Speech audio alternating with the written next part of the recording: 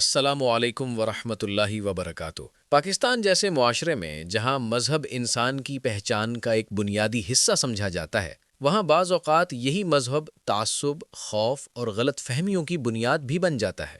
خاص طور پر احمدی مسلمانوں کے حوالے سے ایک ایسا ماحول تشکیل دیا گیا ہے جس میں لوگ سچ جانتے ہوئے بھی اسے بیان کرنے سے گھبراتے ہیں۔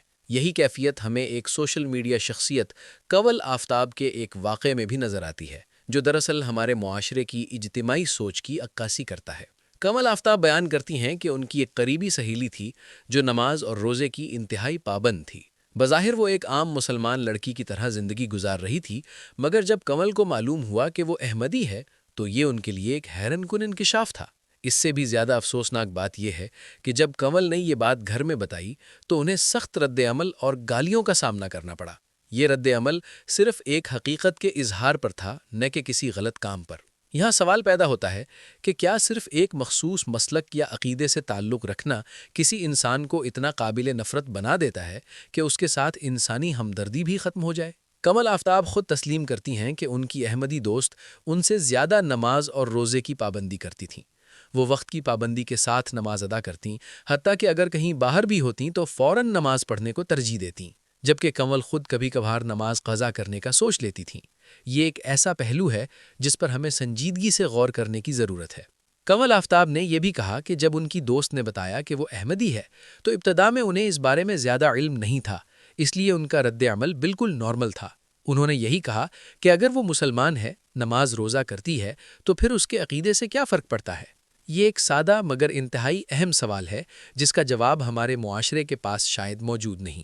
مگر جیسے ہی اس حقیقت کا ادراک بڑھا، ویسے ہی خوف بھی بڑھنے لگا۔ کنول خود اعتراف کرتی ہیں کہ وہ اپنے پروگرام میں اس مذہب کا نام لینے سے گھبراتی ہیں، کیونکہ انہیں ڈر ہوتا ہے کہ کہیں مولوی حضرات کی طرف سے فتویٰ نہ لگ جائے۔ یہ خوف صرف کنول آفتاب کا نہیں بلکہ ہزاروں لوگوں کا مشترکہ احساس ہے، جو احمدیوں کے بارے میں بات کرنا چاہتے ہیں مگر خاموش رہنے پر مجبور ہیں۔ یہاں پہ ہم ان کی زبانی سنتے ہیں، پھر آگے بات کریں گے۔ گھر بیٹھی ہوئی ہے، بیٹھ پہ میں بھی بیٹھی ہوئی، میں کہوں کہ کیا کھانا ہے تو نے؟ کہتی وہ کچھ بھی کر دے، میں نے تیرے سے بات کرنی ہے۔ ایسے پردہ نیچے ہوا کمرے کا، میں نے کہا ہاں بتا۔ کہتی یار قبل تو مجھے کبھی چھوڑے گی تو نہیں؟ میں کہا پاگل ہے، مطلب کیوں چھوڑوں گی بھائی تمہیں؟ کیوں چھوڑوں گی؟ میں نہیں چھوڑوں گی تمہیں، مطلب ہمارے میں ایسی کوئی ہے ہی نہیں، کیا چھوڑنا ہے؟ کہتی یار قبل میں نا اس مذہب سے بلونگ کرتی ہوں۔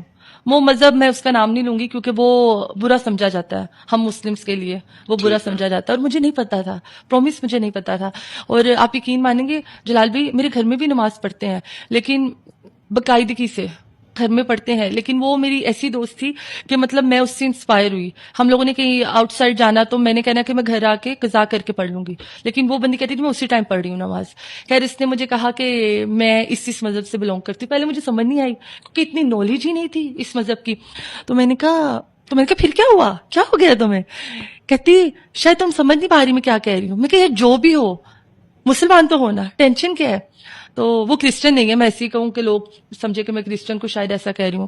تو پھر میرے ذہن میں ایک بات کلک کی، میں نے کہا تم یہ تو نہیں؟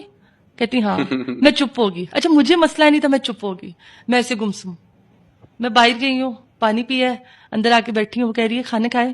میں کہا بھوک تو نہیں ہے اب مجھے، اب کیسے کھانا کھائے؟ پھر اس کے بعد وہ گھر چلی گئی۔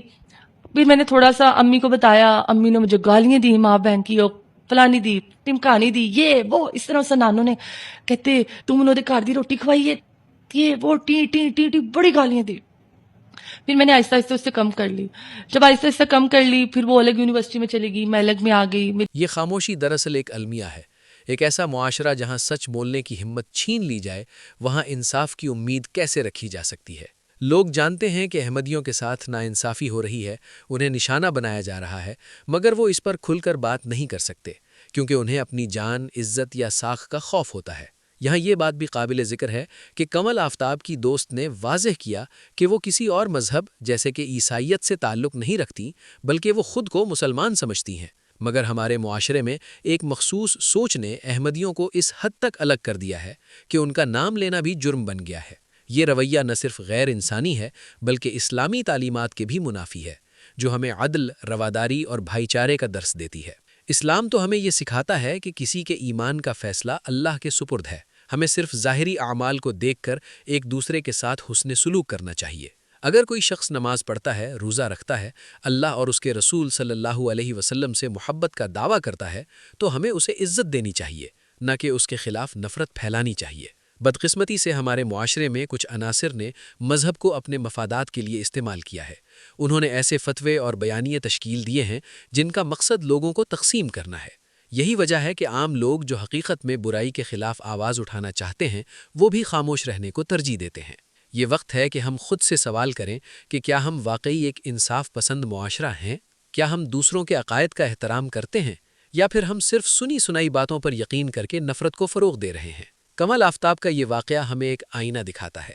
ایک طرف ایک احمدی لڑکی ہے جو اپنی عبادات میں مخلص ہے، اور دوسری طرف ایک معاشرہ ہے جو اسے صرف اس کے عقیدے کی بنیاد پر مسترد کر دیتا ہے۔ اس تضاد کو سمجھنا اور اس پر غور کرنا ہم سب کی ذمہ داری ہے۔ اگر ہم واقعی ایک بہتر معاشرہ چاہتے ہیں تو ہمیں اس خوف کی فضا کو ختم کرنا ہوگا۔ ہمیں لوگوں کو یہ حق دینا ہوگا کہ وہ اپنے خیالات کا اظہار بنا کسی ڈر کے کر سکیں۔ ہمیں یہ تسلیم کرنا ہوگا کہ اختلاف رائے کوئی جرم نہیں بلکہ ایک فطری حقیقت ہے۔ آخر میں یہی کہا جا سکتا ہے کہ احمدی مسلمانوں کے ساتھ جو سلوک کیا جا رہا ہے وہ نہ صرف انسانی حقوق کی خلاف ورزی ہے بلکہ ہمارے اپنے مخلاقی معیار پر بھی سوالیہ نشان ہے۔ ہمیں اس رویے کو بدلنا ہوگا، ورنہ تاریخ ہمیں ایک ایسے معاشرے کے طور پر یاد رکھے گی جو سچ جانتے ہوئے بھی خاموش رہا۔ خاموشی کبھی کبھی جرم بن جاتی ہے، اور شاید اب وقت آ گیا ہے کہ ہم بولنا شروع کریں۔ اگر آپ نے ہمارے چینل کو سبسکرائب نہیں کیا تو ضرور سبسکرائب کریں اور کمنٹ سیکشن میں اپنی رائے ضرور دیں۔ اگلی ویڈیو تک کے لیے اللہ حافظ۔ ہوئے 100 سال کی تاریخ گواہ ہے، سائے کی طرح سایہ فگن ہم پہ خدا ہے۔ گزرے ہوئے 100 سال کی تاریخ گواہ ہے، سائے کی طرح سایہ فگن ہم پہ خدا ہے۔